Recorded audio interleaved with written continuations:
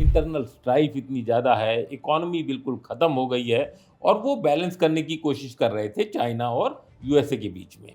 क्या आपने इनके इस व्यक्तित्व को डिकोड किया कि अल्टीमेटली उन्हें इस तरह से तो कोई भी फूल बना सकता है?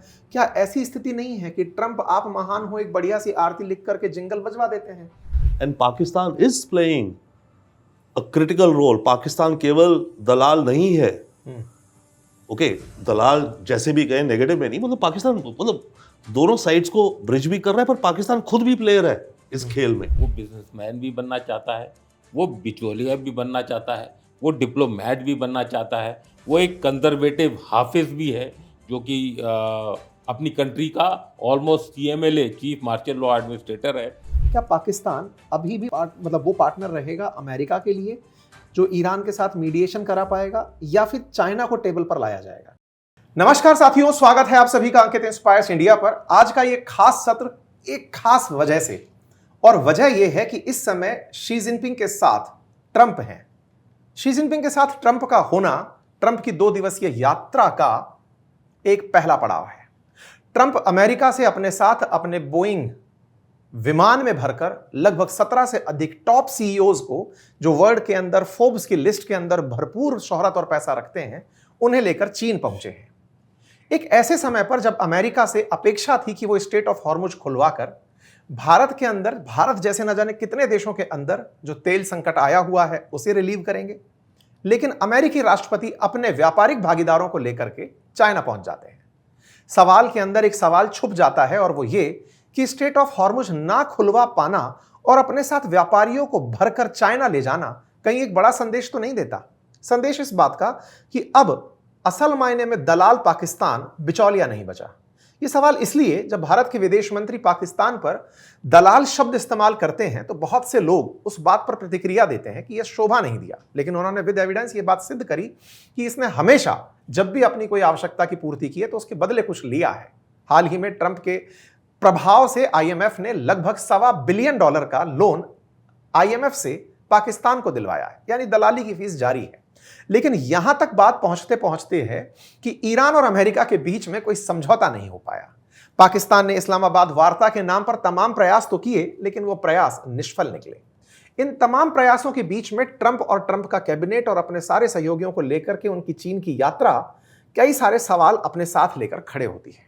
जिस ट्रंप ने पिछले साल पूरी तरह दुनिया में टैरिफ किंग बनने का नाम उजागर किया कि मैं ट्रंप नहीं टैरिफ किंग हूं, मुझे आवश्यकता नहीं है, चाइना को मेरी आवश्यकता है, और इस काम को करने के लिए उन्होंने हाईएस्ट टैरिफ चाइना पर इंपोज किए। चाइना ने प्रॉपर तरीके से उनका सामना किया, और उन सामने को करते करते ट्रंप को मजबूर कर दिया कि आपको जियोपॉलिटिकल सिचुएशन ऐसी जरूर हम बनाकर देंगे कि हमारी जरूरत पड़ेगी, पड़े भी क्यों ना। आज इतने प्रतिबंधों के बावजूद ईरान से सबसे अधिक तेल खरीदने वाले देशों में चाइना ही तो है। अरागची की चाइना की यात्रा अपने आप में कई सारे सवाल रखती है। अब ट्रंप तस्वीरों में देख सकते हैं कि कितना अच्छे से रेड कारपेट वेलकम करवा रहे हैं। ना केवल रेड कारपेट वेलकम हो रहा है, बल्कि चाइनीज संस्कृति की तारीफ करते ट्रंप दिखाई दे रहे हैं। चाइना के राष्ट्रपति शी जिनपिंग उन्हें प्यार से समझा रहे हैं कि हमारा कोएग्जिस्ट करना मायने रखता है, प्रतिद्वंदी होना नहीं। वर्ष 2017 के बाद 2026 में 9 साल बाद अमेरिकी राष्ट्रपति की चीन यात्रा मजबूरी में है या फिर जरूरत में है? आज के सत्र में हमारे साथी पैनलिस्ट के साथ डिस्कस होने जा रही है। हमारे साथ में है हमारे panelist major general Arvind Bhatia साहब। नमस्कार साहब। हमारे साथ हैं हमारे एक ट्रंप पर पुस्तक लिख चुके रविंद्र सचदेवा सर, जिन्होंने ट्रंप के व्यक्तित्व को पूरी तरह डिकोड किया है। आपसे इस विषय पर बढ़ते हुए चर्चा होगी। आप अपने बच्चों के साथ इस बार गर्मी की छुट्टियों में क्या प्लान कर रहे हैं? पढ़ा रहे हैं, खिला रहे हैं, घुमा रहे हैं, क्या कुछ प्लान कर रहे हैं? और आप भी बताइए, आप खुद क्या कर रहे हैं इन गर्मी की छुट्टियों में बच्चों के साथ? उनके शौक पूरे करने का काम, खुद के अखबार पढ़ना, पुरानी यादें ताजा करना, घर के बुजुर्ग बच्चों के साथ क्या प्लान कर रहे हैं? दोनों लोग अपना अपना विचार करिए, क्योंकि ग्रीष्मकालीन अवकाश शुरू हो चुके हैं। हमारे घर में भी हमारे बच्चे अब लगभग फ्री होने जा रहे हैं। ऐसे में प्लानिंग है उन्हें कुछ नया सिखाने की, और आप सबके साथ मिलकर के। तो मेरा जो AI का कोर्स है, मैं उसे अब लाइव करने जा रहा हूं। मतलब रिकॉर्डेड बैच तो था ही आपके पास, अब मेरी लाइव क्लासेस भी शुरू होने जा रही हैं। आप किसी भी एज कैटेगरी में हैं, आप छोटे बच्चे हैं, आप अधेड़ हैं, वयस्क हैं, आप जिस भी उम्र में हैं, आइए और मेरे साथ क्लास में आमने सामने ऑनलाइन बैठ करके लाइव कमेंट्स के साथ सीखिए आर्टिफिशियल इंटेलिजेंस से वीडियो बनाना, पोस्टर बनाना, इमेजेस बनाना, वेबसाइट बनाना, ऐप बनाना, अपना टाइम टेबल बनाना, तमाम वो चीजें जो आपको बहुत आगे ले जाएंगी, बच्चों को भी ले जाएंगी, बुजुर्गों को भी ले जाएंगी, और आप और हम लाइव चर्चा में जुड़ेंगे।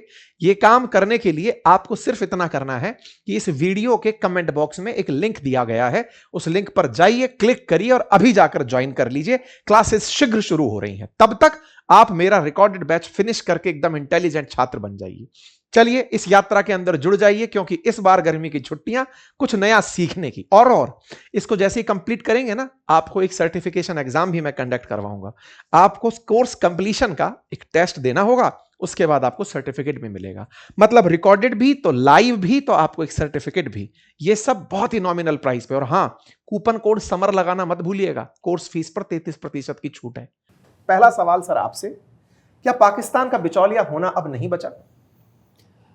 पाकिस्तान, अगर आप हिस्ट्री देखें तो पाकिस्तान ने ये कोशिश किसिंजर के टाइम से शुरू की थी, जब उन्होंने पहली बार रूस के अगेंस्ट यूएसए को चाइना से मिलाने की कोशिश की थी।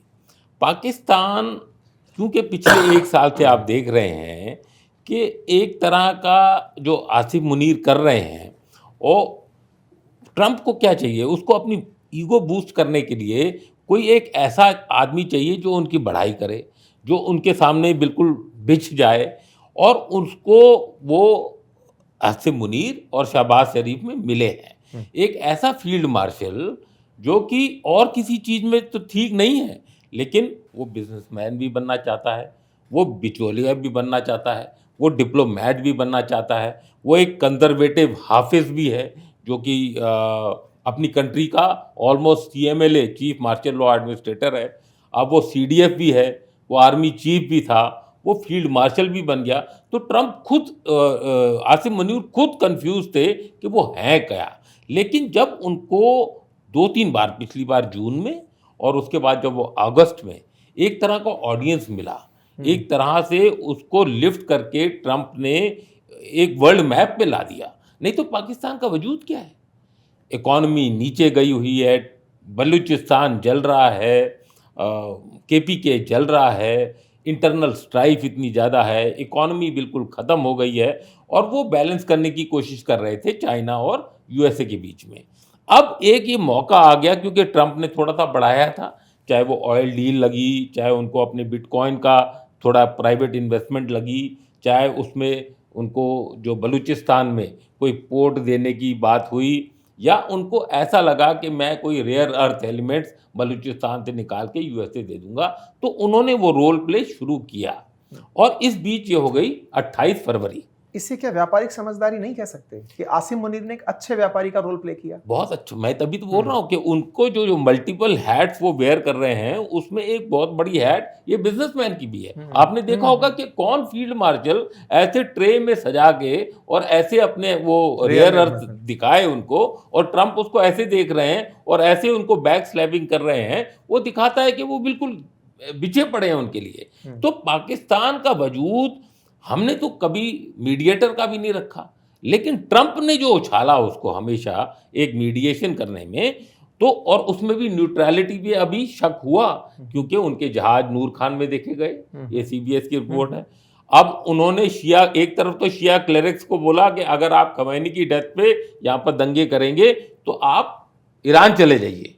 दूसरी तरफ उनको ये डर था कि अगर बूट्स ऑन ग्राउंड के लिए अमेरिका, क्योंकि अफगानिस्तान में उनको वो बेस नहीं दे पाए जो वो लेना चाहते थे, बगराम एयरवेज लेना चाह रहे थे, कि अगर ईरान पे हमला करना पड़ा और हमको इस रूट से जाना पड़ा तो हमको बेस चाहिए। तो वो दोनों तरफ से एक बैलेंसिंग एक्ट करने की वो कोशिश कर रहे थे। लेकिन क्योंकि 906 किलोमीटर का एक बॉर्डर है ईरान और पाकिस्तान का, क्योंकि 2024 के बाद जो स्कर्मिश हुई थी, जिसमें गोलाबारी हुई थी दोनों के बीच में, उसके बाद से थोड़ी सी शांति थी, क्योंकि उन्होंने एक हार्ड स्टैंस दिखाया अफगानिस्तान के साथ, और एक ऐसा फेक नैरेटिव फैलाया जिससे उन्होंने बोला कि उनको ऑप सिंदूर में जीत हुई है।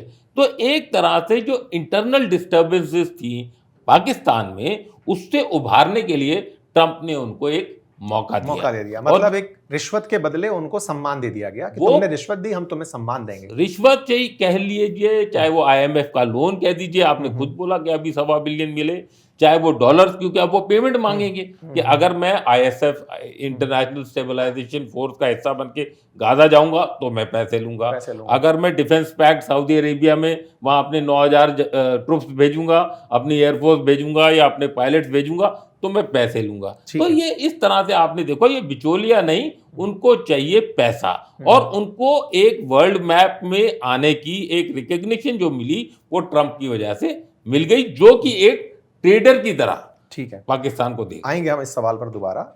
ट्रंप की चूंकि बात हुई और सर ने एक बात बहुत अच्छे से उठाई कि ट्रंप के व्यक्तित्व को आसिफ मुनीर पहचान गए कि व्यक्ति तारीफ पसंद व्यक्ति है, ये आत्ममुग्ध व्यक्ति है। अगर मैं और ज्यादा बोलूं कि इनको आप कहो कि आप नोबेल पीस के विजेता हैं तो आप हैं, वो बिलीव करने लगते हैं। क्योंकि आपने अपनी पुस्तक में पूरी ट्रंप के ऊपर, अगर मैं सही हूं तो लगभग पेजेस गिनूं 750 पेज की पुस्तक लिख दी है। क्या आपने इनके इस व्यक्तित्व को डिकोड किया कि अल्टीमेटली उन्हें इस तरह से तो कोई भी फूल बना सकता है? क्या ऐसी स्थिति नहीं है कि ट्रंप आप महान हो एक बढ़िया सी आरती लिख करके जिंगल बजवा देते हैं? मतलब ट्रंप इतने बेवकूफ हैं कि उन्हें कोई भी इस तरह से चढ़ाएगा कि आप महान हो, वो चढ़ जाएंगे। शहबाज शरीफ खुश होकर के कहेंगे सर नहीं नहीं, आप नोबेल पीस के बिल्कुल कंटेंडर हैं, आपको मिलना चाहिए, और वो इस बात को यकीन में मान लेंगे कि तुम बहुत सही आदमी हो। क्या उन्हें यह नजर नहीं आता कि भारत जैसी अर्थव्यवस्था बगल में खड़ी है, वो किसका साथ देकर क्या हो रहे हैं, क्या पा रहे हैं? आज व्यापारियों को लेकर के चाइना पहुंचते हैं, खुद की अपनी बड़ी जीत दिखाते हैं। उन व्यापारियों को पाकिस्तान की नहीं भारत की जरूरत है। वो भारत के कंपैरिजन में पाकिस्तान को विश्व पटल पर लेकर चलते हैं। कैसे देखते हैं आप इसको? Couple of things. वन, मैं ये कहूँगा, और एक होता है no Dai enemy in a sense, और नो एनीवन। तो हमें पाकिस्तान को समझना चाहिए, पाकिस्तान क्या कर रहा है, जिस जनरल सामने भी कहा। मुनीर ने मेरे विचार से एक स्मार्ट गेम खेली है। ये केवल शब्द नहीं है कि फ्लैटरी करी। जब ट्रंप इलेक्ट हुआ और ऑफिस लिया 20 जनवरी को, उसी के 5 दिन के अंदर पाकिस्तान की ISI ने और इन्होंने जो काबुल ब्लास्ट में जो अमेरिकन मरीन्स मारे गए थे, उसका जो नंबर 1 अक्यूज था, उसको पकड़ के अमेरिका को भिजवा दिया। ट्रंप ने जब अपनी पहली स्पीच दी, आई थिंक 6 या 7 दिन बाद, उसमें उसने कहा आई थैंक पाकिस्तान कि इन्होंने उस ISI टेररिस्ट को हमें हैंड ओवर कर दिया है। इन्होंने शुरुआत वहां से करी। सेकेंड, जो क्रिप्टो करेंसी की बात हो रही है, ट्रंप ने 6 महीने पहले इलेक्शन से क्रिप्टो में इसको इतना पोटेंशियल दिखता है, जिसमें ट्रंप है, इसका बेटा है, दोनों एरिक और डॉन, छोटा बेटा भी है, बैरन भी है, और स्टीव विटकॉफ जो इसका पार्टनर, रियल एस्टेट, बडी, गोल्फिंग और हर जगह तो है। स्टीव विटकॉफ का बेटा जैक, वो भी पार्टनर है उस कंपनी में जिसका नाम है वर्ल्ड लिबर्टी फाइनेंशियल। पाकिस्तान ने उस कंपनी के आसपास घूम घमा करके अपने नेटवर्क निकाले। बेनांस एक और क्रिप्टो एक्सचेंज था, उसका एक फाउंडर था जिसकी भी अलग कहानी है। उसके थ्रू इन्होंने उस कंपनी के साथ नेटवर्क बनाया। एंड ऑलमोस्ट जब पहलगाम हुआ या उससे पहले की बात है, अबू धाबी में एक बड़ी क्रिप्टो करेंसी कॉन्फ्रेंस होनी थी, जिसमें एरिक ट्रंप डायरेक्ट आया Abu Dhabi, but Steve Witkoff Pakistan गया। पाकिस्तान ने एक एजेंसी बनाई, पाकिस्तान क्रिप्टो काउंसिल, और उसे इनवाइट किया गया कि आप हमें क्रिप्टो में एडवाइस कीजिए, how to create a crypto infrastructure in Pakistan. Steve Witkoff आया वहाँ पर। वो पहली बार हुआ कि उसको मुनीर से मीटिंग करवाई गई, शहबाज शरीफ से कराई गई, पूरा रेड कारपेट ले कर दिया गया। उसमें हुआ कि पाकिस्तान क्रिप्टो को, डिजिटल एसेट्स को अपनी अप्रूव करेगी रेगुलेटरी मैकेनिज्म से। उसमें उनको ज़्यादा कुछ कमाई नहीं हुई। एक कंसल्टिंग सा कॉन्ट्रैक्ट हुआ, प्री पेमेंट करीब $20 मिलियन का, पर वो एक एंट्री बन गई। ये बात है, पहली खेप चली गई, है ना।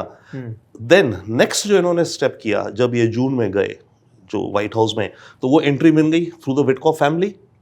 ओके, और पहले इन्होंने उसको एहसान कर दिया कि हमने तेरे को पकड़ के एक अर्ली विन दे दी तेरे को, जो टेररिस्ट था अलकायदा या जिसका भी, तालिबान का।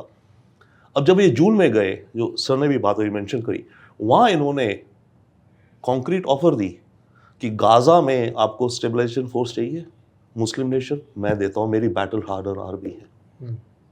ट्रम्प ने बोला वाह, ये तो मुझे जो चाहिए दे रहा है। One second, again as general mention, इन्होंने उनको ऑफर किया कि ईरान से, अच्छा उस समय गाजा वॉज हॉट, गाजा को सॉल्व करना था, इसलिए उससे इन्होंने ऑफर दिया।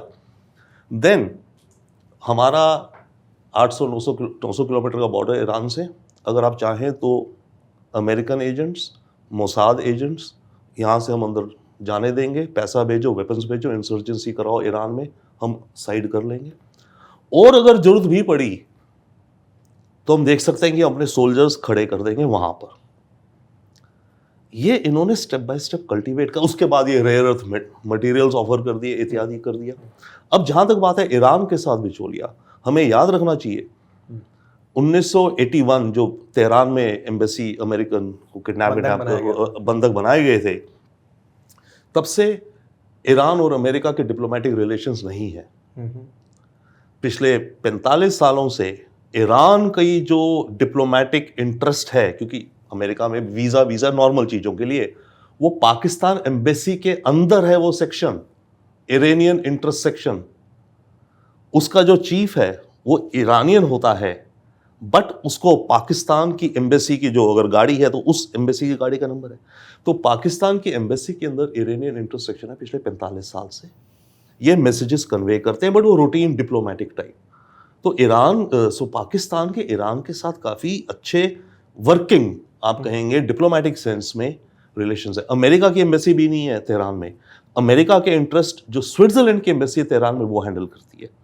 तो पाकिस्तान लंबे समय से ईरान का वो एक चैनल है कम्युनिकेशन का। But back to Munir and all, और उसके बाद फिर ये हुआ जो ऑपरेशन सिंदूर वापस आई, उसमें नोबेल प्राइज कह दिया। तो केवल बात ये नहीं है कि आप फ्लैटरी करके किसी को यहां बैठ के ताली बजा के कर दो, इन्होंने कॉन्क्रीट गोटियां खेली हैं, उसका ये एडवांटेज ले रहे हैं। इसी पॉइंट पे जब कॉन्क्रीट गोटियां खेली हैं तो ये तो एक विजनरी पॉइंट व्यू हुआ ना सर, कि आपको उस व्यक्ति के बारे में बहुत पहले से ये समझ में आ गया कि इसको क्या पसंद है। अगर फ्लैटरिंग पसंद है तो फ्लैटरिंग।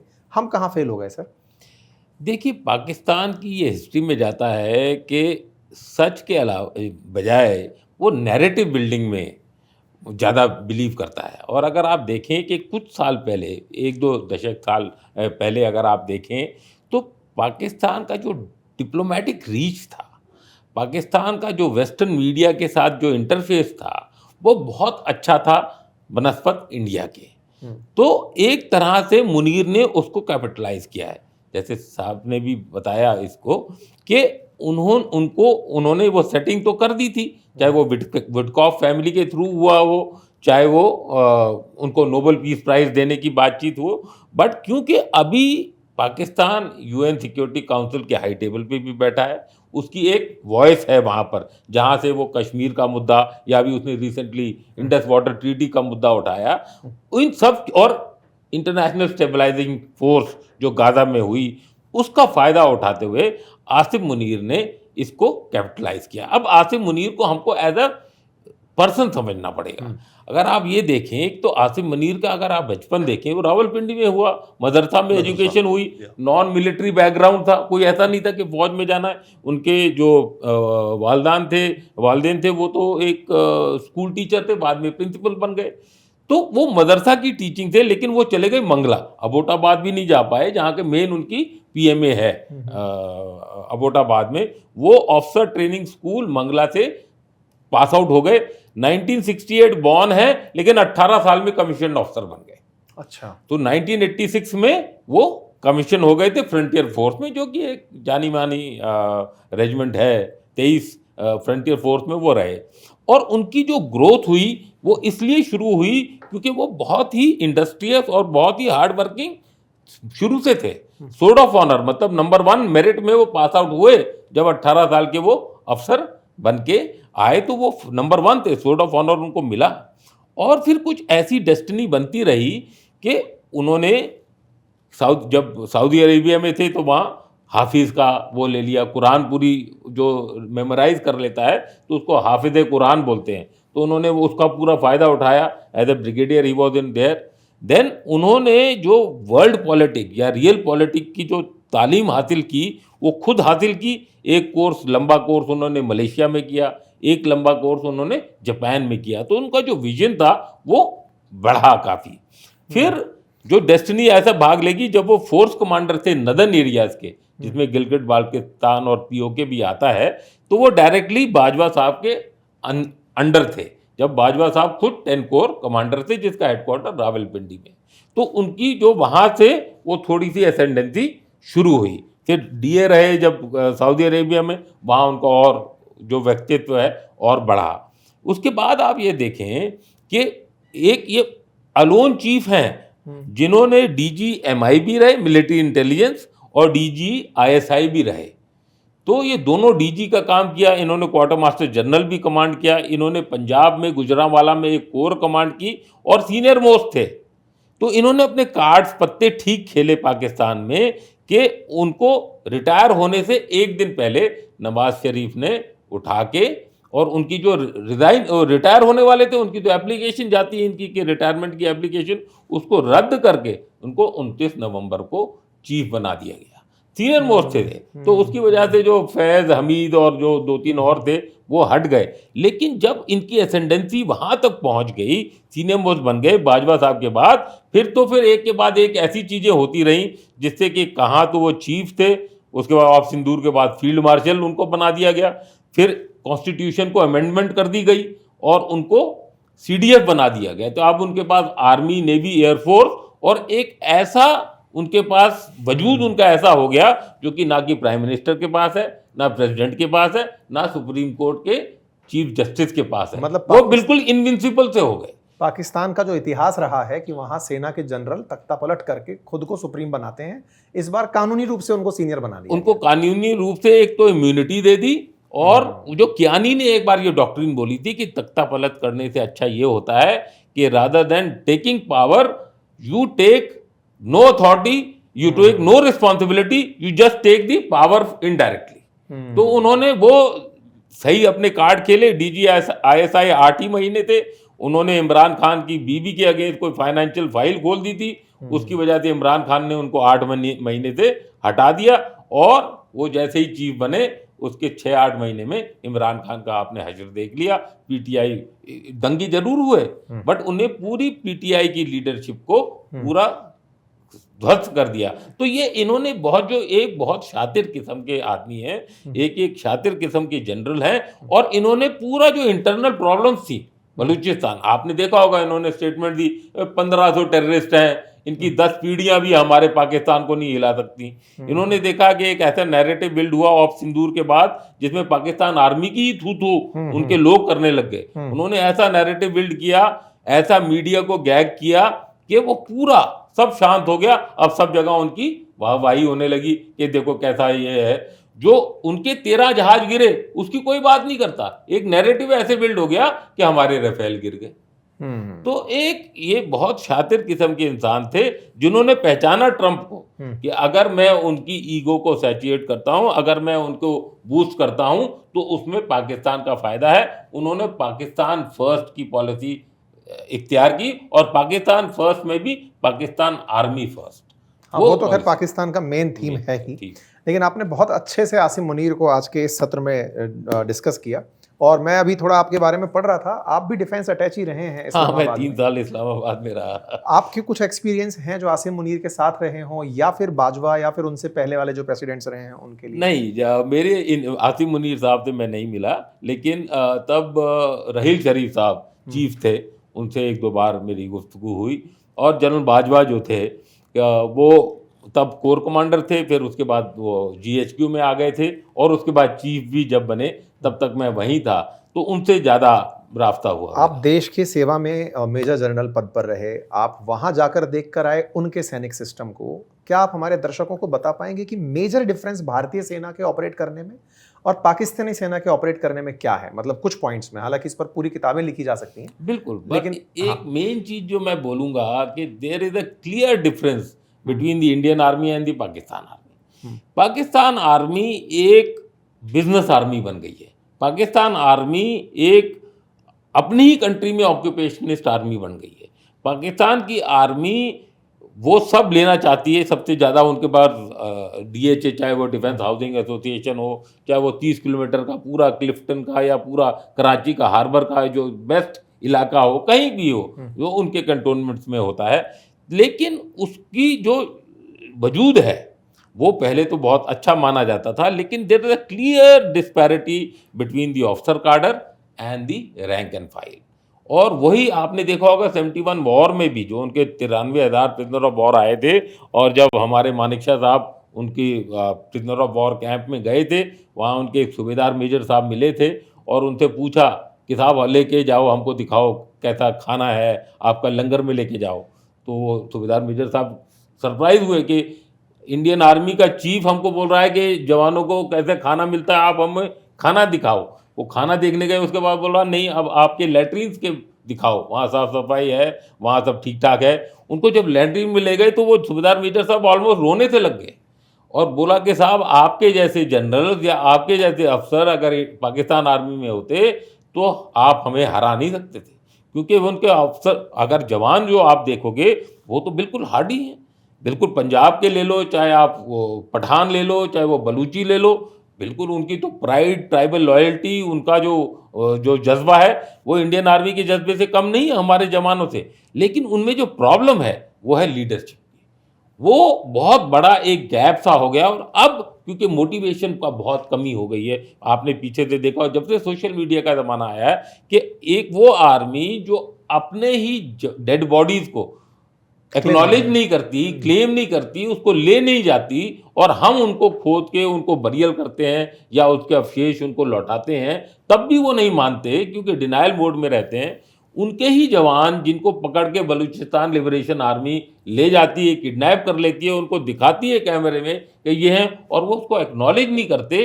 तो ये एक बहुत बड़ा गैप जो है वो उभरता आ रहा है, और ये गैप को एक्सप्लॉइट लोकल भी नहीं कर रहे, बल्कि इंडिया भी अब उसको एक्सप्लॉइट कर रहा है। एक बहुत मेजर डिफरेंस है। मैं एक बार जब वहाँ घूम रहा था तो मैंने बोला यार, हम तो जब उधर रहते हैं, दिल्ली में घूमते हैं, कार चलाते हैं, तो हम तो अपनी गाड़ी के पीछे आर्मी लिखते हैं और बड़े प्राउडली लिखते हैं, और कोई हमको रोकता है, वो देखता, बोला साहब आर्मी में, मैं भी आर्मी में था, और बोलते सर हमने आर्मी लिख लिया तो हमारे ऊपर तो गोली चल जाएगी। तो कोई आर्मी नहीं लिखता।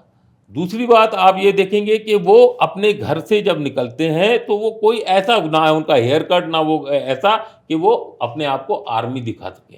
तो इतनी दहशत, जो उनको रिस्पेक्ट, क्या जो भी बोले, वो रिस्पेक्ट नहीं है, वो दहशत है जो कि पब्लिक के ऊपर। और अब तो बिल्कुल आप सिंदूर ले लें, या उससे पहले इमरान खान की जो पॉपुलैरिटी थी, इमरान खान का एक मई इवेंट बताते हैं जिसको ब्लैक डे ऑफ पाकिस्तानी सेना काउंट करते हैं कि भाई उस समय पे उन्होंने, अगर मैं सही हूं तो पाकिस्तान की आर्मी के खिलाफ पहली बार मोर्चा इमरान खान ने खोला था, और उसका पनिशमेंट कहते हैं आसिम मुनीर उनको अब तक जेल में डाल रहे हैं। और वो जब हुआ था, कोर कमांडर का अटैक हुआ था, हमने टीवी में देखा, कोई मुर्गी उठा के ले जा रहा है, कोई उनकी कुर्सी उठा के ले जा रहा है, कोई कोर कमांडर के डीप फ्रीजर थे वो उठा। तो वो जो लाहौर का जो कोर कमांडर थे, उनके घर पे जो हमला हुआ था, उसके बाद जो बैकलैश हुआ है, उसके बाद जो आर्मी ने फिर जो उनको किया, पूरी फर्स्ट रंग तो नहीं, सेकंड रंग लीडरशिप भी पीटीआई की, उनको उन्होंने वहां से गायब कर दिया। और that is why you will find that Imran Khan is very isolated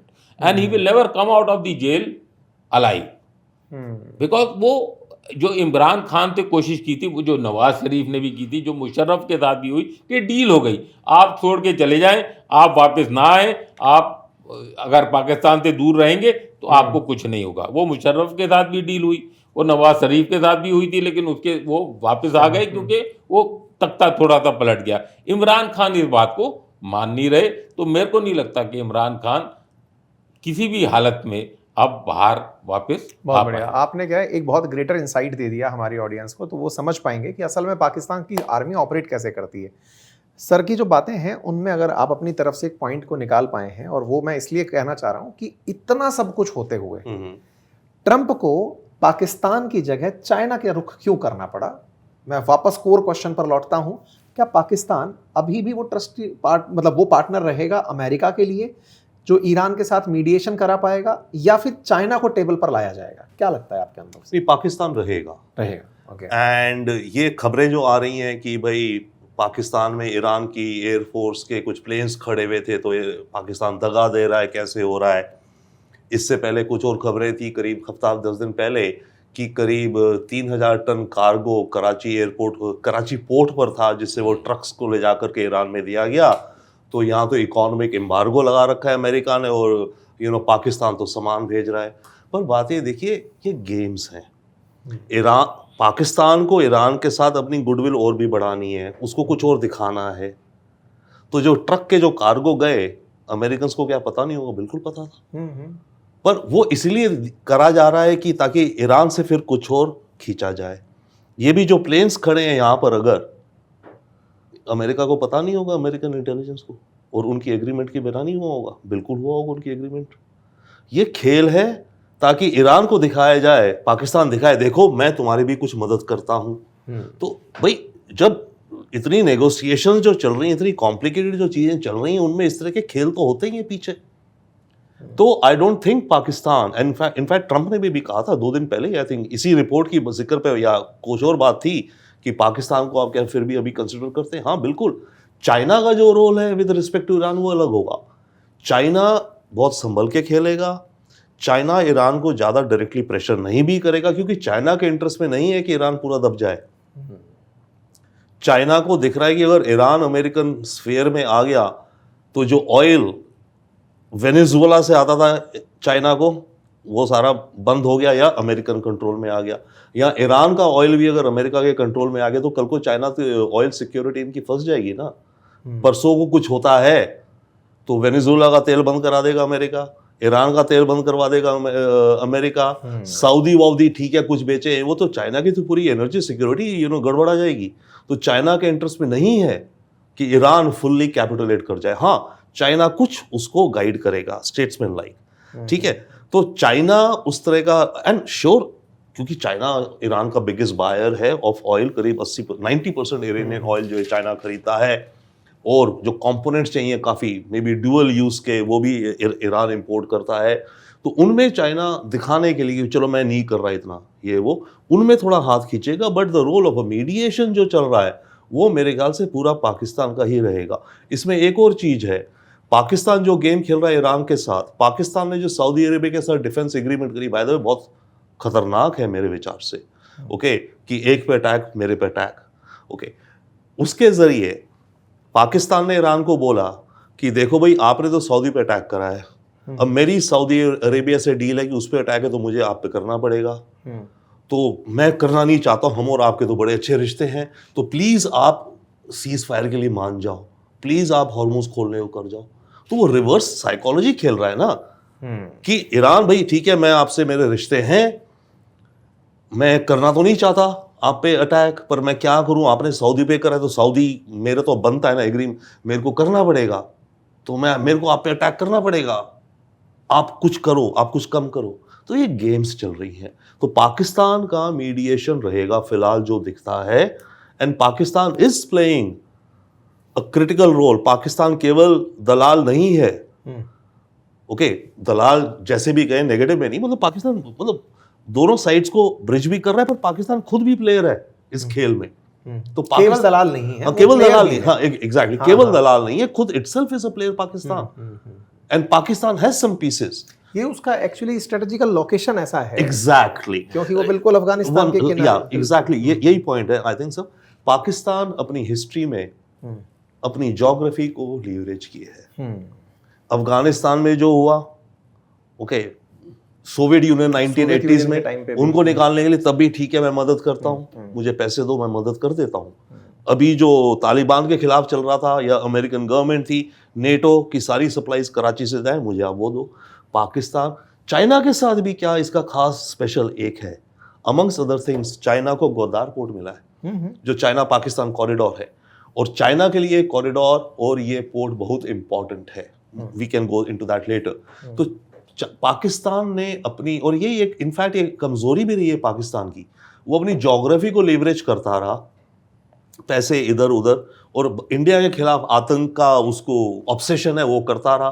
तो उनकी एलीट जिसकी बात हो रही है उसका तो काम अच्छा खासा चल रहा है ना, और जो उनकी आर्मी जो बिजनेस है, फौजी फाउंडेशन पाकिस्तान की जो फौजी फाउंडेशन है, वो सिनेमा हॉल्स चलाती है, कंस्ट्रक्शन कंपनीज हैं, रियल एस्टेट कंपनीज हैं, बिस्किट बनाती है, बिस्किट बनाती आटा है। बनाती है। फौजी फाउंडेशन करीब 25 से 30 बिलियन डॉलर साल का टर्नओवर है। इनफैक्ट आईएमएफ की एक ये कंडीशन थी जब पाकिस्तान को बेल आउट का पैकेज चल रहा था 1 साल पहले, फौजी फाउंडेशन कोई टैक्स नहीं देती है।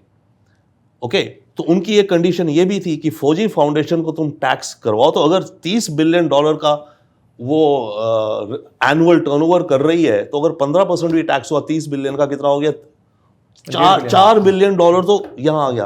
पर वो फौजी फाउंडेशन बिल्कुल नहीं एग्री करते। आईएमएफ ये भी प्रेशर कर रही थी उनको लोन के लिए कि तुम अपना डिफेंस का बजट कम करो, बड़ा प्रेशर आ गया था बीच में पाकिस्तान के ऊपर, पर वो उस मामले से निकल गया, वही वंस अगेन ज्योग्राफी को लीवरेज करते हुए, ये करते हुए, वो करते हुए।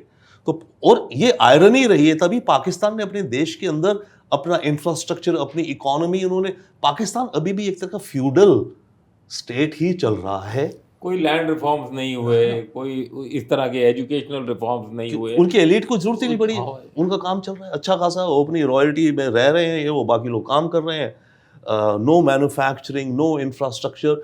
और इन्होंने तीसरी चीज करी पाकिस्तान ने सर्वाइव करने को, एक तो पैसा कमाया ज्योग्राफी की लीवरेज को, दूसरा इन्होंने करा अपनी प्रॉपर्टीज। ये शुरू हुई बात 2004 या 2005 में, इनके कौन फाइनेंस मिनिस्टर थे मैं भूल गया, उसने इनोवेशन करी, financial innovation, you teach finance right. उसने क्या करा शुरू कि मॉर्गेज कर दो। तो जो इनकी टॉल रोड्स हैं, जितनी टॉल रोड्स हैं ना इस्लामाबाद की, उनका जो टॉल रोड है उसको मॉर्गेज करके लोन लिया। स्टेडियम तक मॉर्गेज है। स्टेडियम नहीं, पाकिस्तान रेडियो, जैसे हमारा all India radio, Pakistan radio करीब 60 लोकेशंस हैं देश भर में। अभी रेडियो स्टेशन की कुछ तो बिल्डिंग होगी ना, वो 60 की 60 मॉर्गेज्ड। तो वो एक इन्होंने अलग रास्ता ढूंढा अपने कैश फ्लो को मैनेज करने शायद को। एयरलाइंस भी इनकी mortgage, airlines they want a private player, they Karachi port की अभी बात चल रही थी, उसका नॉर्थ एंड साउथ 2 पोर्शन है। एक इनकी डिस्कशन से चली थी दुबई पोर्ट्स के साथ कि अब ये आ गए कि बेचना ही पड़ेगा, या दुबई वाले अब कह रहे हैं कि boss we are not happy only with a mortgage, अब हम कंट्रोल चाहते हैं, इक्विटी। तो वो उनकी इस समय चल रही है। तो कराची पोर्ट्स, इनके एयरपोर्ट्स, इनकी toll roads, Pakistan radio as we are saying, तो जो भी स्टेट के एसेट्स हैं, इनकी टेलीकॉम कंपनीज, हाँ दुनिया गिरवी रखी, इन्होंने उनको गिरवी रखी लो, इन्होंने अपना ज़मीर मॉर्गेज कर रखा है। लेकिन सर एक बात बताइए, जैसे आप और हम बैठकर बात कर रहे हैं पाकिस्तान के हालात की, पाकिस्तान की आवाम में क्या इतनी सेंसिटिविटी नहीं है क्या कि वो इस चीज को समझे कि अल्टीमेटली हमारे रिसोर्सेज को मॉर्गेज किया जा रहा है? आज खुद आसिम मुनीर टेबल पर सर्व करके उनको पहुंचा दे रहे हैं कि ये लीजिए साहब, हमारे यहाँ से वो लीजिए मिनरल्स ले जाइए। चाइना को ग्वादार पोर्ट पकड़ा दिया जा रहा है। ये सारी की सारी जितनी भी चीजें हो रही हैं, इतना सा तो पाकिस्तान टोटल है, इतनी बड़ी पॉपुलेशन है, पर कैपिटा इनकम खांचे में पड़ी हुई है, उसके बावजूद भी इतने सब चलते सिस्टम में ये लोग किसी गलत फहमी में, यूटोपिया वर्ड में ही जी रहे हैं। यूटोपिया मैं कहूँ कि एक परपेचुअल स्टेट ऑफ डिनायल है, एक डेल्यूजन है, और वो मदरसा टीचिंग से शुरू होता है।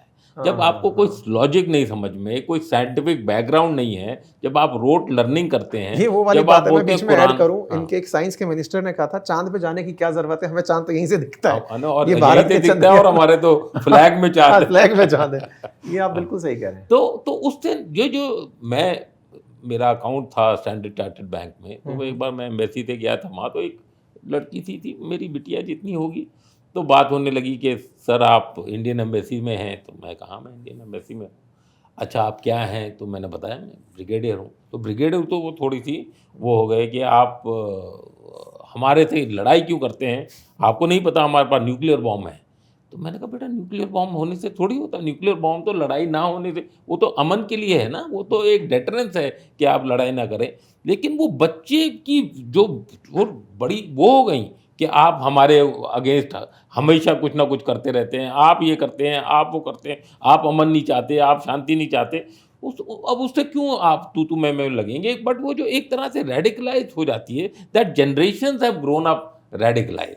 और वो जो हिंदू हेट्रेड है, अगर मुनीर साहब ने अभी बोला ना कि ऑफ सिंदूर जो था, जो 1 साल के बाद उन्होंने स्टेटमेंट दी ना कि it is a clash of ideology, it is clash of ideology. उनका मतलब था कि Hindu civilization and a Muslim civilization. और वो बोलते भी हैं, उन्होंने अपने आवाम को जब एड्रेस किया था उसमें भी बोला कि आप सोशल मीडिया को मत फॉलो करें, आप वेस्टर्न मीडिया को, सिविलाइजेशन को मत फॉलो करें, क्योंकि अगर आपने वेस्टर्नाइज भी होना था तो हम हिंदू सिविलाइजेशन को ही फॉलो कर लेते।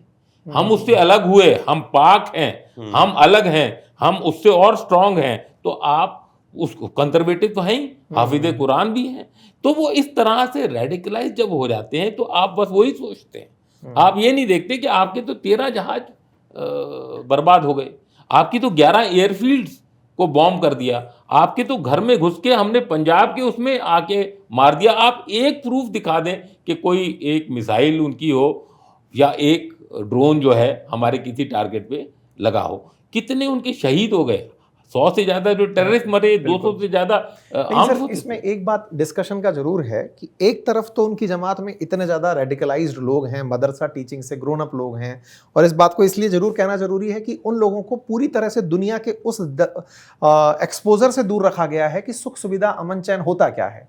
जो लोग खुद हाफिज कुरान जो आप बोल रहे हैं आसिम मुनीर के लिए कि उन्होंने कुरान पूरी कंठस्थ की हुई है, उसके बावजूद खुद के सारी हरकतें, चाहे वतन के साथ में इस तरह से उसको बेचना हो, क्रिप्टोज के अंदर इन्वॉल्व होना हो, ये सारी चीज़ें होती हैं। पाकिस्तानी लोग अगर इन सब से बिल्कुल जुदा हैं, समझ में आता है कि चलो उनको नहीं पहुंचाया जा रहा है क्योंकि उनको धर्म का चूरण चटा दिया गया, लेकिन फिर भी सर सोशल मीडिया नैरेटिव में ये लोग इस खेल को इतना अच्छे से कैसे मैनेज कर जाते हैं कि कल नेतन्याहू ने सीबीएस इंटरव्यू को दिया था, सीबीएस बॉट फैक्ट्रीज के बारे में, बॉट फैक्ट्रीज के बारे में कि इजराइल के खिलाफ, इजराइल को अमेरिका से लड़ाने के लिए पाकिस्तान से बॉट फैक्ट्रीज चल रही हैं। मतलब रेडिकलिज्म में भी उन्होंने क्या किया कि टेक्नोलॉजी को भी इन्वॉल्व कर दिया है। इसको कैसे देखते हैं आप लोग? मतलब दोनों के तजुर्बे जानना चाहूंगा। देखिए, ये तो पास्ट मास्टर्स इसमें भी हैं, क्योंकि पहले इनको चीन यूज करता था ये इस तरह की हरकत करने के लिए, जो फेक नैरेटिव पेडल करने के लिए। पहले वो जो चूरन आप बोल रहे हैं ना, चूरन अपनी पब्लिक को नहीं चटा रहे, वो अपनी डायस्पोरा को भी चटा रहे हैं, वो यूएसए को भी चटा रहे हैं। लेकिन जो सर बता रहे थे कि मीडिएशन में पाकिस्तान का रोल रहेगा, मेरे को ये लगता है कि मीडिएशन में पाकिस्तान का रोल बड़ा सक्सेसफुल नहीं हो सकता, क्योंकि इजराइल फैक्टर आ जाता है। और आपने ये देखा होगा, सब कुछ हो गया, आपने बोला ट्रक भर के वो ले गए, अपने जहाज बेचना चाहते हैं, अपने रेयर अर्थ में जो एम्बार्गो है उसको वो लूज करना चाहते हैं, अपनी सेमीकंडक्टर्स को सेव करना चाहते हैं, अपनी मार्केट्स को सेफगार्ड करना चाहते हैं, इसीलिए सबको लेके गए। लेकिन लास्ट में उन्होंने क्या बोला कि क्या आप प्रेशर में जा रहे हैं, आप चाइना से जो ट्रेड की बातचीत करने जा रहे हैं, क्या प्रेशर में जा रहे हैं, क्या आप पैसे के लिए जा रहे हैं, आपकी क्योंकि फाइनेंशियल इश्यूज हैं, आपका मिड टर्म इलेक्शन है, आपकी इन्फ्लेशन बढ़ रही है, तो आप ये सब सोच के जा रहे हैं। उन्होंने बोला नहीं, ये सब मैं कुछ नहीं सोच रहा हूँ, मैं ये सोच रहा हूँ कि ईरान के पास न्यूक्लियर हथियार नहीं होने चाहिए। इसका कोई लिंक ही नहीं है। ये क्यों है? ये इजराइल फैक्टर आता है, ये इजराइल लॉबी जो कि वॉशिंगटन की को शेप करती है, वो वहां से वो आता है। और मैं एक इंटरेस्टिंग फैक्ट और ऐड करूं, अभी एक न्यूज निकलती है कि इधर तो ट्रंप पहुंच रहे हैं चाइना, उधर से एक न्यूज मीडिया में बाहर आ जाती है खुद इजराइल के मतलब हैंडल्स के थ्रू कि नेतन्याहू पहुंचे थे यूएई जिस समय ये युद्ध चल रहा था। उन्होंने आयरन डोम दिया है, आयरन बीम दिया है, आयरन डोम दिया है, और साथ में नेतन्याहू वॉर टाइम में यूएई गए थे, जो कभी नहीं निकला। उस समय पर इस न्यूज को लीक करने का क्या मतलब है? और खुद ऑफिशियल लीक कर रहे हो आप। एक तो होता है किसी मीडिया से आया हो, वहां के ऑफिस, सरकारी ऑफिस से ही इजराइल के निकाला जाता है कि युद्ध के दौरान तो नेतन्याहू यूएई में थे, एंड मार्च में आए थे वो, एंड मार्च में आए थे। तो ये क्या है? मतलब इस बात को इजराइल फिर से वैसे ही प्रभावित कर रहा है जैसे इस्लामाबाद टॉक के समय लेबनान पर बॉम्ब कर दिया था कि लो तुम बात करो, मुझे बिना उस पर लिए, टेबल पर लिए, तो लो मैं लेबनान के ऊपर बॉम्ब डाल दे रहा हूं। क्या लगता है आपको, क्या लगता है इसमें? श्योर, इसमें देखिए ऑप्टिक्स तो है एक, right, as you are saying, but उसके नीचे कुछ रियलिटी भी तो होगी। नेतन्याहू अगर गया अरब एमिरेट्स में मार्च के एंड में, क्यों गया? कुछ तो कॉन्क्रीट चीजें करी होंगी, केवल ऑप्टिक्स के लिए तो नहीं जाते भाई ऐसे।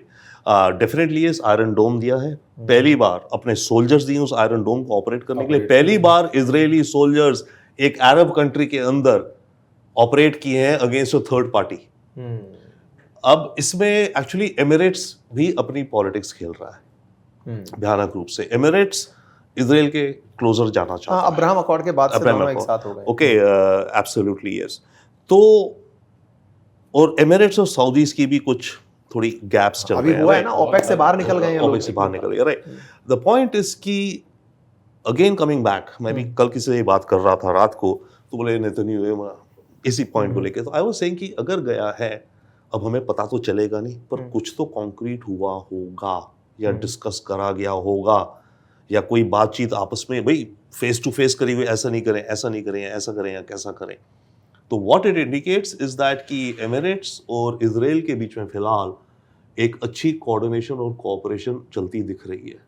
इसमें मैं एक ऐड करता हूँ हाँ पॉइंट, जी। क्या इसमें पीएम मोदी का कोई रोल है? मैं इसलिए ऐड कर रहा हूँ इस पॉइंट को। अगर आपने कुछ थोड़े दिन पहले वाकये देखे हो डाउन द लाइन, इस वॉर के शुरू होने से पहले 2 महीने में अगर निकलें, तो प्रधानमंत्री मोदी की वॉर शुरू होने से जस्ट पहले इजराइल यात्रा, और उससे 1 महीने पहले यूएई का जो वो है हेड जो है, उनकी भारत यात्रा, और वो भी बिल्कुल एयरपोर्ट से बिल्कुल ऑफिस आने तक की यात्रा, हाँ, 1 डे की थी, 1 डे की विजिट, Yes. जिसमें वो पूरा 1 डे भी काउंट नहीं था, नाइट स्टे नहीं थी। हाँ, right. और इस बीच में जब प्रधानमंत्री मोदी इजराइल जाते हैं, तब एक चर्चा आती है कि इजराइल भारत के साथ मिलकर के तुर्की के खिलाफ एक अलायंस बना रहा है, जिसमें साइप्रस है, जिसमें यूएई है, जिसमें भारत है, और मतलब इजराइल अपने साथ में उधर की तरफ ग्रीस है।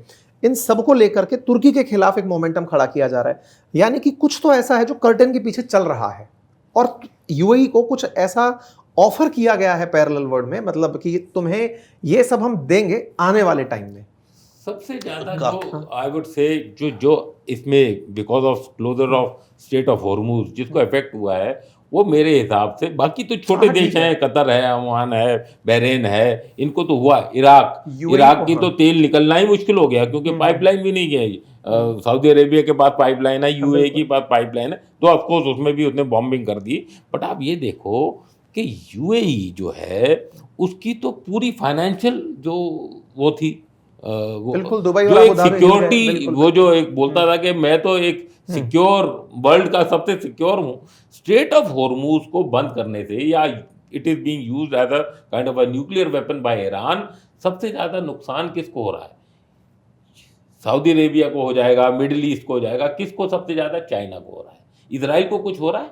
नहीं हो रहा है। नहीं हो रहा। बट इजराइल का एक वजूद है, और उसकी वो रेड लाइन है, वो न्यूक्लियर। क्योंकि आपने क्या देखा, एक पॉलिसी निकाली नॉर्थ कोरिया ने, क्या बोला उन्होंने कि अगर हमारा सुप्रीम लीडर पे कोई टारगेट होगा हम परमाणु बम चला तो ये परमाणु बम तो चल जाएगा। तो ये he was alluding to Khamenei only कि एक सुप्रीम लीडर मरा, इनके पास अगर होता तो ये लड़ाई नहीं होती। ये ना, ये इसको ये तो मैसेज मतलब ट्रिकल डाउन हुआ ही है कि तो न्यूक्लियर बॉम्ब होते तो कम नहीं बच जाते। भाई आपको ये देखना पड़ेगा ना कि इजराइल का तो वजूद ही, एग्जिस्टेंस ही इसके ऊपर है। तो वो क्या वो इस बात को मानेगा कि स्ट्रेट ऑफ हॉर्मुज खुल जाए? क्या वो इस बात को मानेगा कि जो सैंक्शंस ईरान पे हैं वो छूट जाएं? अब 906 किलोमीटर का जो बॉर्डर है, पूरी स्मगलिंग तेल तो पूरा वहीं से आता था। जो पाकिस्तान की जो पैरेलल इकोनॉमी चल रही थी वो बलूचिस्तान के थ्रू वो उधर से ही आती थी। अभी 6 उन्होंने लैंड रूट जरूर बनाए उधर तो जाने के लिए कि भाई क्योंकि वो वहां से नहीं जा रहा। उसने ये भी बोला कि हम दुबई खत्म हो रहा है तो आप ग्वादर को बना लीजिए, हमारे पास 67 बर्थ्स हैं जो हम प्रोग्रेसिव, अभी तो 3 ही बर्थिंग है शिप्स के लिए, बट हम 67 बन सकते हैं। बट एक ऐसी जगह जो आप चाहते थे कि दुबई का एक वो बन जाए, आप कुछ कर ही नहीं पाए उधर। एक ऐसी जगह जिसको आपने आइलैंड बनाया था, सीपेक का बिल्कुल आइलैंड ऐसा बनना था, जहां कभी बारिश नहीं होती, जहां के लोकल्स को कभी कुछ नहीं मिला। क्या है वहां? कुछ भी नहीं हो पाया, एक फ्लाइट नहीं लैंड की। तो इसमें एक चीज आपको नजर नहीं आती कि यूएई को इस तरह से पछाड़ने में सऊदी पाकिस्तान का साथ दे रहा था। देखो इसको एक बार कनेक्ट करते हैं। सऊदी अपना जो लाइन करके प्रोजेक्ट बना रहा है, बिल्कुल कांचिया शहर बना रहा है, जिसका परसेप्शन ये है कि मैं दुबई और अबू धाबी से नेक्स्ट लेवल बना दूंगा। दोहा भी उसी होड़ में मचा था, फीफा वर्ल्ड कप कराने निकला था। सबको दुबई से कंपटीशन है। और अब दुबई की बढ़ती ताकत को देखकर, जैसे वो 3 इडियट मूवी के अंदर डायलॉग है ना कि दोस्त टॉप कर जाए तो दुख ज्यादा होता है, यहां पर दुबई को टॉप करते हुए देख जीसीसी कंट्रीज में एक अंदर से राइवलरी रही कि बेटा तुम्हारा दुबई तो हम सेटल डाउन करेंगे पहले, कि तुम्हारा दुबई तो उठने नहीं देंगे। बहुत बुरे हालात हैं फिलहाल के लिए दुबई में, कुछ लोगों से कनेक्शन भी बनते हैं। वही चीज करने में पाकिस्तान का साथ, पाकिस्तान और सऊदी एक साथ आ गए कि ठीक है तुम अपने यहां पर ग्वादर डेवलप कर लो, न्यूक्लियर बम तुम्हारे पास है ही। सऊदी में मतलब जो उनका प्रोजेक्ट बन रहा है लाइन के नाम से, उसमें पाकिस्तान की सुरक्षा आ गई कि तुम्हारे पास न्यूक्लियर बम है। इधर यूएई को यह सुरक्षा कोई ओपनली नहीं दे रहा था। I2U2 अनाउंस तो हुआ, लेकिन भारत की तरफ से ना तो यूएई को यह कहा गया कि हम तुम्हारे साथ डिफेंस पैक्ट करते हैं, ना इजराइल ने ओपनली यह कहा कि मैं तुम्हें न्यूक्लियर बॉम्ब दूंगा। यही कारण है कि सबसे ज्यादा अगर बॉम्ब किसी ने इस पूरे युद्ध में खाए हैं ईरान के बाद, तो उसका नाम यूएई है। जी इसको मतलब रिलेट करें। मल्टीपल चीजें, डेफिनेटली वेरी इंटरेस्टिंग। ये जो आप द लाइन मेंशन कर रहे हैं, सऊदी अरेबिया का बहुत एम्बिशियस प्रोजेक्ट है, क्राउन प्रिंस का 100 स्टोरी टॉल 2 बिल्डिंग्स, हाँ 1 किलोमीटर दूरी में 100 स्टोरीज, 200 मील तक।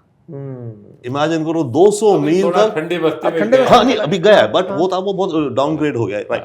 सो there is competition there. The point is कि अच्छा, by the way prime minister Modi अभी गए हुए हैं, यूएई भी रुकेंगे, रुकते हुए जाएंगे। यही मतलब इस समय पर ये दैट्स टू बी सीन। आज ईरान के विदेश मंत्री भारत में है, तो मतलब खिचड़ियां तो पक रही हैं। द थिंग इज दैट कि यूएई का अनफॉर्चुनेटली फिर केवल प्रेजेंट ही नहीं, मुझे लगता है फ्यूचर ज्यादा डैमेज हुआ है। प्रेजेंट में ठीक है, वो अपने को वॉल स्ट्रीट ऑफ एशिया, यहाँ पे करीब 300 इन्वेस्टमेंट बैंक्स हैं, इनके जो फाइनेंशियल डिस्ट्रिक्ट है, हेज फंड्स हैं, हेडक्वार्टर्स हैं, सेफ सिक्योर शीशे की बड़ी बड़ी glamorous buildings and lifestyle expatriates. Present tourism present के लिए तो सब ठप हो रहा है। लॉन्ग टर्म में इनको जो नुकसान है ना, ये सब अपने को पोजीशन कर रहे हैं for the future. Even the crown prince, ये लाइन प्रोजेक्ट वगैरह क्या है, एंड फ्यूचर इनको दिखता है logically AI, technology, green hydrogen etcetera, right. इन्हें they all want to move beyond a post oil economy. ये देश रेस कर रहे हैं, इन्हें पता है तेल कभी खत्म होगा, और बीच में इनको डर था कि रिन्यूएबल्स पे ज्यादा हो रहा है, तो पोस्ट ऑयल हमें क्या करना है, तो उसमें मेजर इन्वेस्टमेंट्स कर रहे हैं। अभी ईरान वॉर से पहले ही कुछ 3 महीने पहले एटसेट्रा, मेटा ने अनाउंस किया जी हम $20 बिलियन का इन्वेस्टमेंट करेंगे, डेटा सेंटर लगाएंगे।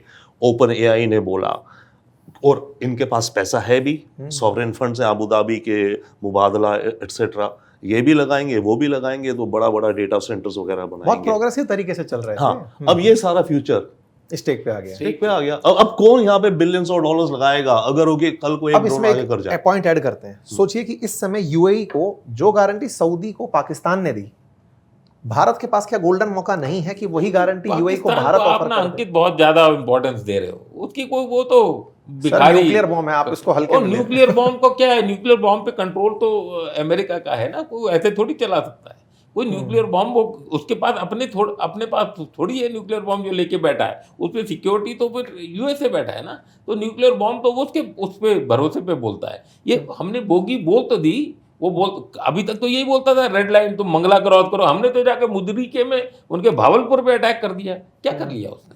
तो वो जो बोगी है, और वो ऐसा भी 23-24 करोड़ की पॉपुलेशन है, ऐसी बात नहीं है कि वो छोटा देश है, और परिया भी नहीं है नॉर्थ कोरिया की तरह, उसको अपनी रेलेवेंस भी दिखानी है, थोड़ा जियोपॉलिटिकल इंपॉर्टेंस भी है, वो अपने आप को मीडिएटर के रोल में भी देखना चाहता है, उसको पैसे भी चाहिए। तो उसकी जुगलर वेन कश्मीर नहीं है, उसकी जुगलर वेन है कराची। तो सिंध में भी प्रॉब्लम है, सराय की बेल्ट पानी उसका रुक गया है, बिजली उसकी बन नहीं रही थी, चाइनीज को कुछ सीपैक उसको करने नहीं दे रहे, तो वो प्रॉब्लम में तो है। तो वो मॉर्गेज बेच रहा है, अपनी आर्मी को बेच रहा है, अपने लैंड को बेच रहा है, अपनी टेररिज्म को बेच रहा है, स्पॉन्सर कर रहा है, हाँ अपने रिलीजन को बेच रहा है कि भाई मेरे को पैसे दो। ठीक है, तो ये आपको पाकिस्तान को आप बोलो कि हम, क्योंकि पाकिस्तान ने एक सऊदी अरेबिया के साथ पैक्ट कर लिया, तो क्या हम यूएई के साथ करें? नहीं, हमें तो स्ट्रैटेजिक एटोनॉमी है। हम तो सऊदी अरेबिया के साथ भी उतने अच्छे दोस्त हैं जितने हम यूएई के साथ होने की, हम इजराइल के साथ भी अच्छे दोस्त हैं, तो हम तो ईरान के साथ भी अच्छे दोस्त हैं। अगर कल्चरल टाइज देखो तो हमारी तो पुरानी टाइज हैं, बट आप पिछले 45 साल से देखो, do we align with Iran? We don't align with, क्योंकि उसकी जो सोच है वो हमारी सोच नहीं है। चलो कल्चरल टाइज थी पर्शिया के टाइम की, अभी तो ऐसी टाइज नहीं है। तो we had to stand with Israel, and because Israel was standing with USA, willy nilly we was standing with the western part. Though अगर आप देखो तो ईरान ने तो किसी पे हमला नहीं किया ना, 88 कंट्रीज पे यूएसए ने ही हमला किया, चाहे उनका रिजीम चेंज किया, चाहे वो अफ्रीका में किया, चाहे वो एशिया में किया, चाहे यूरोप में। बट आपको ये सोचना पड़ेगा कि अगर आप देश का मैप वर्ल्ड का मैप देखते हो, एक डिक्लाइनिंग हेजेमन है जो कि यूएसए है, वो थानेदार था पूरे वर्ल्ड का, वो धीरे धीरे नीचे आ रहा है। एक राइजिंग कॉम्पिटिटर था चाइना, जो कि राइजिंग कॉम्पिटिटर नहीं, अभी अपने आप को को इक्वल बोलता है। और ये जो ट्रंप की विजिट हुई है, इसमें ये दिखा रहा है कि हम इक्वल पार्टनर है, if not better, because I control, बोल रहा है ना कि हम कोएग्जिस्ट करेंगे, कंपटीशन नहीं करेंगे। तीसरा पोल कौन सा अगर बन सकता है, कौन बन सकता है? वो भारत बन सकता है। उसको विश्व गुरु नहीं बनना है, उसको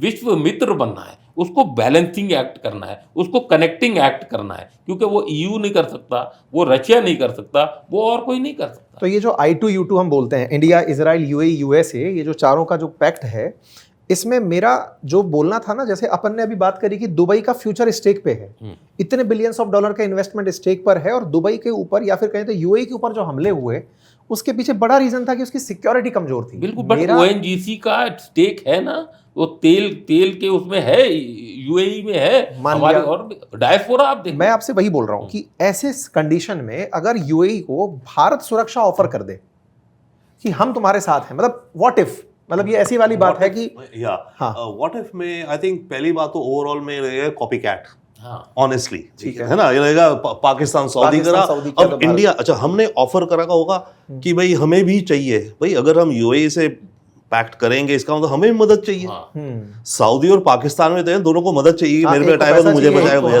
अब हम करेंगे, इट लुक दैट, कोई कैंप में नहीं बैठना चाहते। हम सुरक्षा किसको प्रोवाइड करते हैं, except for Bhutan to some extent, where we are not only training but we are financing their army or their police or whatever. I don't think so. This is a matter of our any foreign policy also. I think we should remain the way we are, strategic autonomy, and by the partnership, way, sure, growth. And also by the way, Israel आज की दुनिया में outcast होता जा रहा है, हमें ये भी ध्यान रखना चाहिए। बाय द वे, आउटकास्ट नहीं होता जा रहा तो उसका जो गुडविल थी दुनिया में ना घटती जा रही है। इजराइल की गुडविल अमेरिका के अंदर घटी है, निस्बत की इनकी जूइश लॉबी जो है, आधे जूस अमेरिका में जो है, हम जूइश लॉबी के साथ काम करते हैं, हमने अपनी जो लॉबी ग्रुप बनाया इनकी एपैक, उससे मिलजुल करके बनाया था इंडियन अमेरिकन लॉबी ग्रुप। हमने आधे जूस अमेरिका में नेतन्याहू को, नॉट इजराइल, नेतन्याहू की पॉलिसीज को बिल्कुल कंप्लेन करते हैं कि तो इजराइल को बर्बाद कर रहा है। और बाय द वे उसमें we can talk more, right. Europe में स्पेन, आयरलैंड, नॉर्वे, जो इंटरनेशनल कोड ऑफ आईसीसी में जो नेतन्याहू के अगेंस्ट अरेस्ट वारंट है, और by the way arrest warrant पता है क्यों है? वॉर क्राइम क्या है नेतन्याहू का? Using starvation as a method of war, as a weapon of war. वो केस है साउथ अफ्रीका ने जो करा था, उस केस में Norway has also joined that case कि इजराइल ये कर रहा है। तो नेतन्याहू जिस रास्ते अपने देश को ले गया है उसमें बहुत बड़ी डिबेट है। एंड इजराइल जो गाजा में कर रहा है bye the way is genocide level crimes, I believe absolutely, सब it's out there, right? Now, but coming back, Netanyahu की पूरी जिंदगी की मिशन ये रहा है कि ईरान को मुझे लाइन पे लाना है। ये 92 में इलेक्ट हुआ था, और तब से ये बार बार कहता है ईरान पे न्यूक्लियर बम आ रहा है, ईरान को हमें ठोकना है। 2012 में बोला जी 1 साल में बम आ जाएगा, लेट मी जस्ट कंप्लीट। हाँ, तो that's Netanyahu's thing. But coming back, another one big picture जो इस वॉर में हमें देखना चाहिए, ये कहते हैं इजराइल कि ईरान हमारा जानी दुश्मन है, क्योंकि कहता है डेथ टू इजराइल, और अमेरिका भी कहता है। अब कोई मुझे बताए ईरान डेथ टू अमेरिका क्यों कहता है? 1 मिनट आप सोचें। क्योंकि ये इसकी रिजीम चेंज करने के लिए मेहनत कर रहे हैं। नहीं सर, उससे भी पीछे जाइए ना। 53 में CIA और ब्रिटिश इंटेलिजेंस ने ईरान का जो डेमोक्रेटिकली इलेक्टेड प्राइम मिनिस्टर था उसको गद्दी से हटवाया। शाह जो बैठा था, जो वो पपेट था, मतलब पावरलेस था, उसको डिक्टेटर बनवाया। उस डिक्टेटर ने अपने देश के अंदर, ठीक है, अमेरिका से करा, तेल खींचा, पर वो डिक्टेटर, उसकी सीक्रेट सर्विस जो थी शाह की, सबाक, वो भी टॉर्चर करती थी, ओपोनेंट्स को मारती थी। 79 में जब रेवोल्यूशन हुआ देश के अंदर, लोग तरस हो गए, तभी तो रेवोल्यूशन सड़कों पे है। अब जब आप शाह को खदेड़ के भगा रहे हैं, आपको पता है अमेरिका को, आप कहेंगे अमेरिका जिंदाबाद, आप ये नहीं कहोगे अमेरिका मुर्दाबाद। तूने मेरे देश में डिक्टेटर बिठवा रखा था, जो मेरे देश लोगों इसमें मेरे पॉइंट्स हैं, मतलब I will let me complete, right? So that was the slogans, death to America. So that's where death to America came. मेरे देश में अगर कोई मेरा डिक्टेटर हो, जिसको कोई दूसरी पावर बिठा रखी हो मेरे खिलाफ, हमारे अवाम के खिलाफ, और हम रेवोल्यूशन करके, तो सड़कों पे नारे तो ऐसे लगेंगे ना। सो डेथ टू अमेरिका का एक ओरिजिन वो भी है। ठीक है, मैं इस पे क्योंकि काउंटर इसलिए ऐड करना चाहता हूँ क्योंकि एक और व्यू पॉइंट यहाँ डिस्कस हो जाए। जो आपने अभी लाइन बोली कि जो इन्होंने बिठा रखा था डिक्टेटर, मतलब जो इन्होंने अपनी तरफ से इलेक्टेड लोग बिठा रखे थे, जो बाद में डिक्टेटर की तरह बिहेव कर रहे थे on the guidance of CIA and all. America के द्वारा किया गया ये काम था, इस वजह से ईरानियों ने डेथ टू अमेरिका कहना शुरू किया। अगर ये जस्टिफाइड है तो भारत के ऊपर ब्रिटिशर्स का 200 साल तक राज था। हम लोग ब्रिटिशर्स के साथ बहुत अच्छे से तुरंत आजाद होने के बाद से ही रिलेशनशिप में थे। पर हम रेवोल्यूशन से नहीं आए, bye the way. Exactly. Street revolution से नहीं आए। दो अगर बातें- आते तो हो सकता हम करते। एक तरह से रेवोल्यूशन रेवोल्यूशन है, वायलेंस कह दो, बंटवारा कर दिया उसने। संघर्ष विराम संघर्ष था, और अल्टीमेटली तो संघर्ष ही था जब हमने करो या मरो का सिद्धांत ही दे दिया था। पहला पॉइंट। दूसरा पॉइंट, इजराइल के पॉइंट ऑफ व्यू से मैं इस बात को इसलिए रखता हूं क्योंकि इजराइल का अस्तित्व पूरी तरह से संकट में है ईरान की थॉट प्रोसेस से। बाकी जीसीसी जितने भी कंट्रीज हैं वो इजराइल को लेकर के बड़े लीनियंट हैं कि ठीक है। इजराइल का संकट है because of the Palestinian issue. जब तक ये टू पैलेस्टीन स्टेट के पैलेस्टीन का अंदर मुद्दा सॉल्व ही नहीं होगा, इजराइल- इजराइल का सर, रहेगा। इजराइल का एग्जिस्टेंस ही पैलेस्टीन के खत्म होने पर हुआ, या कहिए कि पैलेस्टीन में इम्पोज इजराइल किया आया। गया, हाँ, इम्पोज किया गया। लेकिन इसमें अगर आप ये माने कि इजराइल की गलती है तो इसके पीछे एक स्टेप और आपको जाना पड़ेगा। ब्रिटिश। जिस समय ब्रिटिशर्स ने उनको ये जगह दी, उन्होंने बनाया। ऐतिहासिक रूप से उन्होंने Yes, दुनिया के yes. सारे विवाद जनरेट Yes, किए। yes, अब yes. इजराइल के अस्तित्व को ईरान अकेला मुस्लिम वर्ल्ड के अंदर लीडर बनकर अपनी प्रॉक्सीज के थ्रू, चाहे हिजबुल्लाह हो, चाहे हमास हो, चाहे हुती हो, उनके थ्रू उसके अस्तित्व को थ्रेट दे रहा है। None other country in GCC और इन गल्फ इजराइल के लिए इस तरह का कोई प्रॉक्सी खड़ा नहीं किया है। तो अपनी सबसे बड़ी थ्रेट को काउंटर करना उसके डिफेंस के लिए जरूरी है, अदरवाइज धकेल दिए जाओगे और हमें ये मेडिटेरेनियन में। देखना पड़ेगा गाजा में शुरुआत कैसे हुई।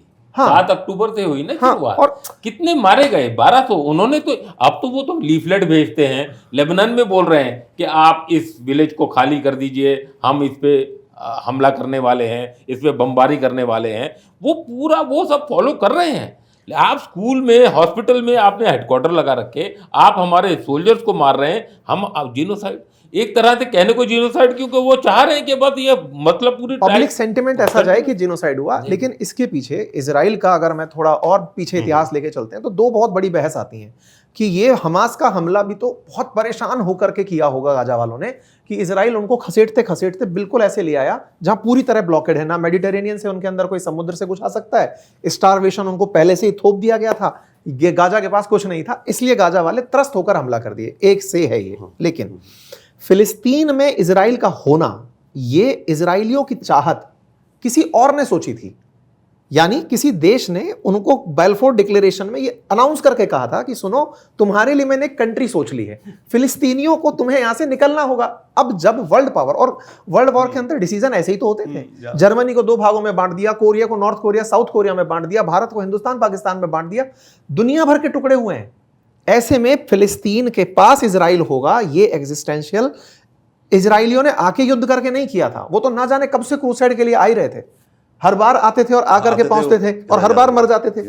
आप ये देखो ना, 20% इजरायली पॉपुलेशन तो अरब मूल की है, अरब मूल की है। बिल्कुल अच्छी तरह रह रहे हैं, बड़े खुश हैं। हाँ, क्यों फिलिस्तीन को तो कोई एक्सेप्ट नहीं कर रहा। भाई इजिप्ट वाले एक्सेप्ट कर ले, पूरा सिनाई डेजर्ट बचा है, उन्होंने बोला यहाँ पर इनको सेटल कर दो। सऊदी अरेबिया नहीं कर रहा, कोई नहीं कर रहा। अब चीन, यूएस, इजराइल ने अब डिसाइड कर दिया, लितानी रिवर के साउथ में मैं अपना किसी को नहीं आने दूंगा। उसने सब ब्रिजेस डिस्ट्रॉय कर दिए। वो तो बोल रहा है कि हिजबुल्लाह चाहे कहीं भी हो, लेकिन वो लितानी रिवर के इधर नहीं आएगा। उसने गोलान हाइट सिक्योर कर ली। ये वैसी स्थिति है कि अगर वो युद्ध ना करे ना, मतलब उसको जा करके, क्योंकि मैं खुद जब वेस्ट बैंक गया, मैंने जाके वहां कॉलोनीज देखी, मैंने ये रियलाइज किया कि इसके ट्रेट का हिस्सा बन चुका है ये इजराइल का संघर्ष।